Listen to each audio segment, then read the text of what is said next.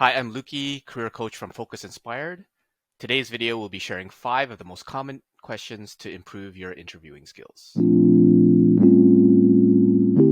First question is, how can I improve my interviewing chances to land me an offer as a junior dev? First, let's talk about the different types of job interviews. First type of interview is an assessment or an aptitude test. Now, you might not always get one of these, but more and more companies are using them as a step between the resume screening and before interviewing. And although they say you can't study for these assessments, but I find that you can get experience in learning how to answer the questions that are there. And different companies use different assessments, so if you can actually Google and practice some of them, then that will give you a little bit of a leg up versus starting one on your own. The second type of interview questions, it's an HR or screening interview. And those are often short 10 to 30-minute calls with an HR person, and you should be able to speak about your experiences and demonstrate your communication skills. And you'll also want to make sure that you have a salary range ready if they ask. The third type of interview is a technical interview. And this is where you put all your time onto LeetCode or HackerRank or all of that sort of stuff to good use. And sometimes the interviewer is looking for the right answer, but sometimes all they're looking for is knowing your thinking process and how you come up with the answer. And the fourth type of interview is a behavioral or fit interview. And this might happen as part of the technical interview or one of the previous interviews. And really what they're trying to assess is your fit for the culture of the company. They tend to be conversational, though sometimes you have a behavioral or situation question, like tell me about a time or give me an example when. All of those things, you just basically have to practice in order to get better.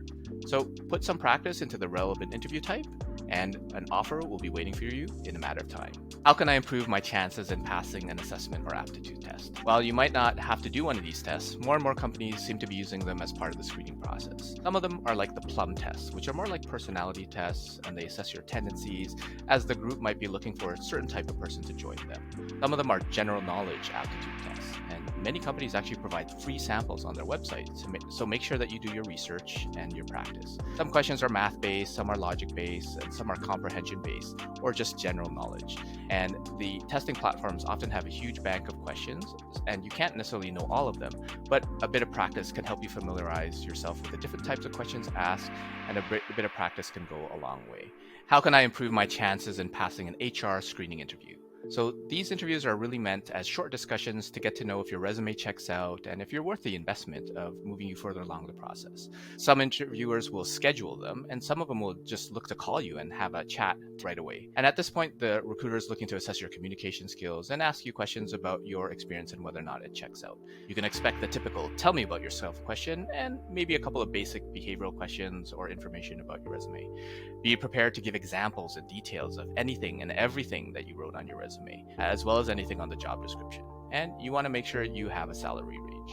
There's salary negotiation tips out there to not give the first number, and the generally bad advice is for seasoned folks who have experience and credentials to be able to really up the compensation discussion. But as a junior dev, you need to know what you want. And I know one way to annoy a recruiter is to not answer the question or be dodgy about it. So just be aware, do a bit of research, and have a range. And last, make sure that you have questions for the interviewer. Questions that clarify your details of the role, to elaborate what you research about the culture of the company, or news about the industry. How can I improve my chances in passing technical interviews as a junior dev? Well, here's where your practice on LeetCode and HackerRank really pays off. Some companies will pull the questions directly from those sites. So do your research, and if anybody has posted any technical questions from that company, then make sure to practice those. You want to practice solving the problems in different ways.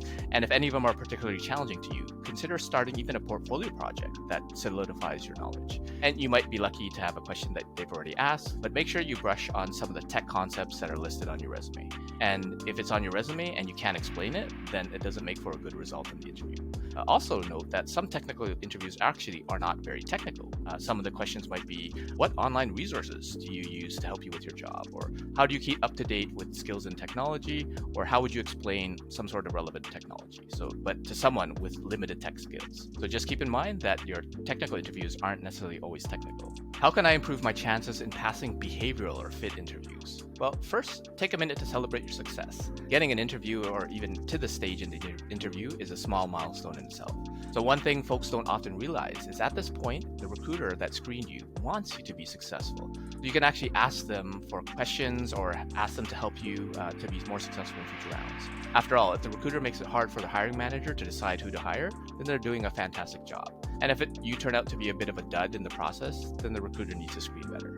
So at this point, you should be able to answer any question about your experience listed on your resume. You should have turned the job description into questions, and you should use the SHARE model to speak about the question. So SHARE stands for situation, background and context, the hindrance, the problem and the impact, the action, what was done, and specifically what did you do, result, what happened, and evaluate. What does what you said add value, or how does it add value to the role?